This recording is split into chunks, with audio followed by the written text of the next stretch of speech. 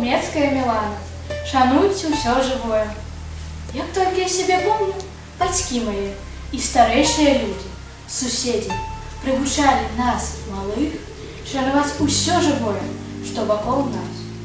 Не тапчы травіцы, хадзі сцежачкай, трава вырасце, яе скосіць, будзе сена, кароўка, каню. Не чапай, не ламай малога дубочка, або сасонкі, з іх вырастаюць вялікія дрэвы. Яны пойдуць на хату або на шафу. Асцярожна рві яблыкі, не паламай, не адвіхні галінкі. Дрэва будзе хварэць. На паламаным суку не будзе яблыкаў. Пра жыта на цянькі не хадзі. Калі патопчаш яго, будзе менш хлеба. Як толькі я сябе помню, штодня даводзілася пачуць нешта новае і цікавае.